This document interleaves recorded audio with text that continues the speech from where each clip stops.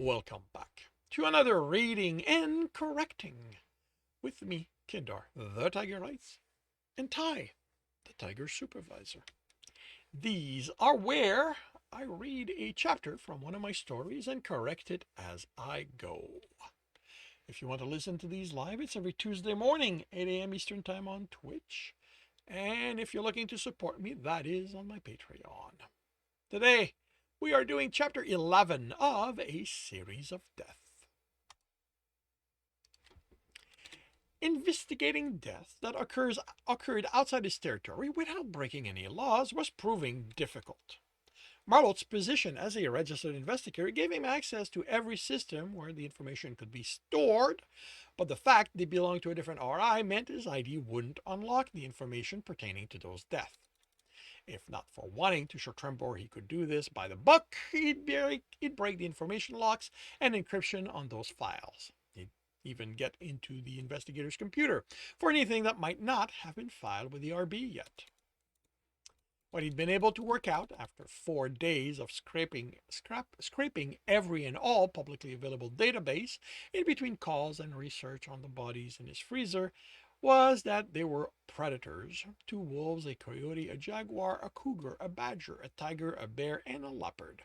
5 were male, 4 females, and every one of them single. They died in no pattern he could make out. The 2 oldest deaths had been males, a wolf and a cougar. Even then 3 females, the other wolf, a leopard, the bear, and 2 males after that, tiger and badger. And then the female jaguar, and lastly the male coyote.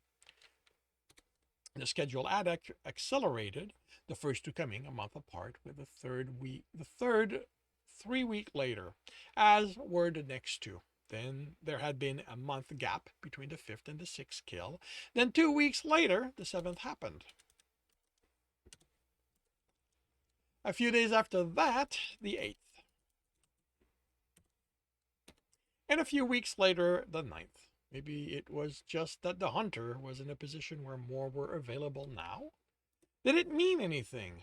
There were a few experts on hunters, but Marlot was reluctant to contact any of them, even the two he'd had to deal with as a result of Ruxel. They'd wanted to know everything that had happened so they could include that in their research. And even if they didn't contact the Bureau as a result, they'd want to be involved the instant he even hinted he was chasing one now. There was a lot of research available, and he'd read a large amount while chasing Ruxel, but the biggest problem with all of it was that it was written in scientific, which Marlot was nowhere near being fluent in. He got headaches after only a few pages. Why hadn't any of them thought to write those using computer terminology? Couldn't confirm the method of kill, since those were locked under the RI's ID or within the medical examiner's report, which wasn't available to the public. Only he and Trembor used Jexka, and even if others had, Marlot didn't have an excuse when asking for information on their bodies.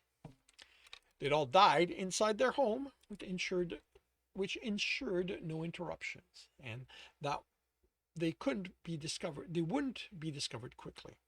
Who had called the death was something else he couldn't access. The call would have gone to the enforcers, so if he could explain what he was doing to Bahamel, she'd probably look into it for him. But right after that, she'd informed the RB. She wasn't as hung up on the law as Trembor, but a hunter wasn't something she'd let pass. Plotting the death didn't give him anything new. He already knew they were in different territories, but how the hunter had picked which territory seemed to be random. No one had simply shown up in Marlot's territory yet, but he was one of 6 RI who hadn't had a body left by the hunter at this point. He tried tracking the body's movement before their death, but without their ID, he couldn't search for that in the public network, which usually had enough to get a sense of where someone liked to go and when. The camera system was great for that. Once he had enough images of someone. In the wakes of Ruxels, there had been a push to increase the number of cameras in the city to ensure everyone's safety. City leader Sharphorn had assured everyone But it hadn't taken long for Prey to point out they could also be used by predators to track them, and the backlash had brought it to a stop after only 10% of the planned numbers were up. It still added a lot of cameras to those already connected to the network. Could he use his tracking program to search historical data?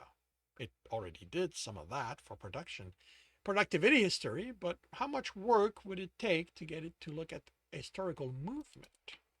A knock at the door pulled him away from the screen as he was about to call up the copy of his program he, he kept there to tinker with. Alahan entered. This just came in.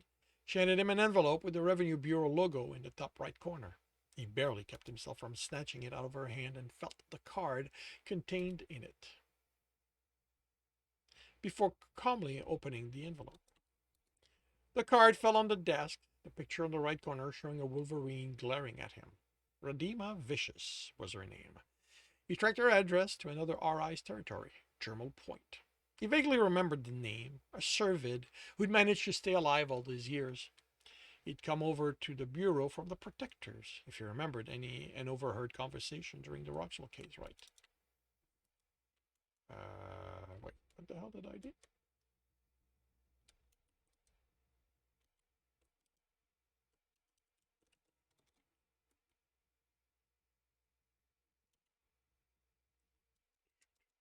He scanned the ID before he thought about it and cursed as it asked for his password to access the Revenue Bureau. Even with that, he couldn't check on someone living, and if she was already dead, Point would demand to know why Marlot was running her number. He tried to remember if any attempt to check information was logged or just once he was inside the system. It had to be the full one only. How many RIs had accidentally scanned the wrong card as they worked? So his first task was to determine if Radima was still alive. He called up his tracking program on his iPad. It'd need the fully functional one for that, and entered her name, species, and address. While it did its thing, he did his own, accessing the cameras connected to the network, finding her and confirming that, as of 3 days ago, she'd been alive. It might be when she'd lost her card, which reminded him. He took the envelope and studied it. It looked the same as the one he had in his desk, standard Revenue Bureau envelope. They weren't required, but the RB liked it when all the mail was kept looking official. Every piece of mail leaving the Bureau, like a lost card being returned to its owner, or the wrong one, would be in such an envelope. What he'd realized was that the only thing he'd used to base his conclusion that the RB was making the mistake was these envelopes. But the hunter didn't have to send them to the Bureau and either. Oh, okay, wait. So what he realized was that the only thing he'd used to base his conclusion that the RB was making the mistake was these envelopes. But the hunter didn't have to send them to the Bureau and. Okay. He didn't have to send them to the Bureau and either hack the system or hope it would get redirected to him. He could copy the font used and print the destination, then mail it. He found the tracking barcode on the back. He couldn't do anything with that since he'd have to hack into the mail system to get information, and he wasn't doing that. But he suspected it wouldn't matter. The hunter was smart, much smarter than Roxel, who'd been prone to impulse rather than planning. Walking into the RB lobby, leaving the envelope on a counter unattended, insured. Walking into the lobby and leaving the envelope on an unattended counter, insured. Just word flipping like that can sometimes change how easy it is to read a line. Let's see. Walking into the RB lobby and leaving the envelope on an unattended counter ensured it would make its way into the internal mail department and then be sent out. The only thing he wouldn't be able to control that way was how long it would take until it reached Marlot. This could explain why Harlan's card had reached him after he died, which would imply the death weren't based on Marlowe visiting the target. This pad beeped with information, which overall confirmed what he'd found about her, last seen by the cameras 3 days ago. With the scoring system accessible at every kiosk now, it had a list of her last 6 kills: 3 bulls, 2 bears, and 1 antelope, all much larger than she was. The hunter might have taken on more than he could swallow in picking her, but Marlowe couldn't let her kill the hunter either. He had to capture this hunter. If he was going to show Trembor, he could do it the way the lion wanted. The program listed her position as a supervisor in a construction company. Not usually an industry known for employing high-value people, but she'd risen in ranks until becoming a supervisor. That gave her determination and focus, which would mean she did good work, which would increase her value. No infraction had come up yet, so he couldn't count on that to bring her tax down. So he could afford her, although she'd be at the upper limit of his current budget. But wolverines were nasty fighters, and based on her usual prey, she'd be strong, fast, and, as her name warned, vicious. He shook himself. Why was he looking at this as if she was his potential meal? His stomach answered him. He needed to look into the potential candidates his trackers had for him once his day was over. He felt in good enough shape to chase and fight now. His program noted an anomaly. She hadn't been into work in 2 days. This lined up with her realizing she'd lost her card. Even a top predator like her would pause before taking needless risk. Going back 2 years, his program tracked her going to work every workday, so her company would give her the leeway she needed to wait for her card to arrive. How long did ordering new cards take? This meant she'd be at home today, where she would probably